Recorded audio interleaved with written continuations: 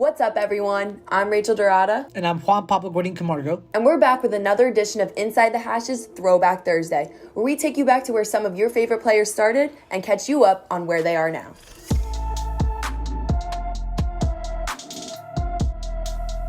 On today's episode, we're throwing it back with Notre Dame safety Kyle Hamilton. A standout athlete at the Marist School in Atlanta, Hamilton excelled as a triple sport talent, playing football, basketball, and a year of lacrosse during his 4 years there. A dominant force both on the gridiron and in the classroom, as a senior in 2018, the 6'4", 214-pound safety finished with 72 tackles, 8 pass breakups, 4 interceptions, and a trip to the state 4A semifinals, along with scoring a 30 on his ACT exam.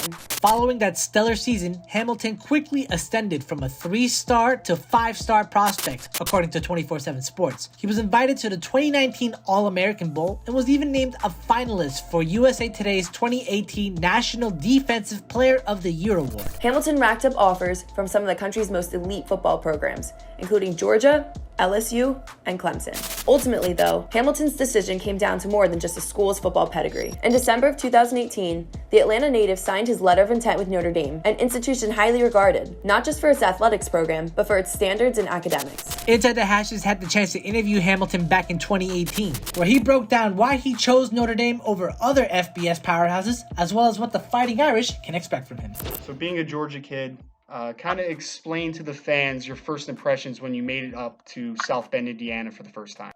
I'd heard a lot about Notre Dame. I got the invite to come up to a game, and I was like, well, I can't turn this opportunity down. It's one of the greatest football programs and academic schools in the country. So I got on campus, and I was just taken away by the tradition and the fan base and how the campus is on game day. And everybody that was at the game, everybody's really nice. Yeah, I fell in love with it then. You had 36 reported offers. Obviously, you ended up picking Notre Dame. What other schools were in it for you until the very end there, and why did you end up picking the Fighting Irish?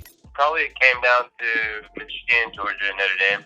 And I ultimately picked Notre Dame because obviously it's one of the most historic programs in the country. Also with its academics, the alumni network, it's just something you can't really get at a lot of places. That's just the place where I felt most comfortable, honestly. It's been, widely talked about how the safety position has struggled a little bit over the last couple seasons. What do you think that you can bring to the table individually that can help improve the unit the most? Definitely just size. I know Derek Allen, Houston Griffith are up there already, or at least Houston is. They implement another factor of the game, just size, and hopefully I can add to that, just athletic ability and ranginess, and be able to make plays from sideline to sideline, close ground, shut off the secondary a little bit, make it tougher on offense to throw it over the top. Hamilton didn't waste much time making his presence felt in South Bend. Less than 5 minutes into the 2019 season opener versus New Mexico, Hamilton had already gotten Notre Dame on the board with a pick six. As a true freshman, Hamilton racked up 41 total tackles, 27 of them solo, along with 6 pass breakups and a team-high 4 interceptions. Notre Dame defensive coordinator Clark Lee, who is well regarded as a high-caliber defensive mind, says that Hamilton's football IQ is on par with his own.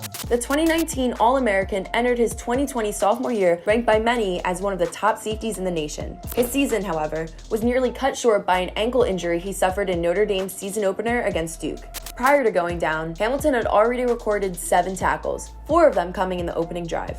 After sitting out for a game and a half, Hamilton returned for Week 3's matchup against FSU. Despite the missed playing time, he currently leads the Fighting Irish with 22 total tackles, 19 of them being solo.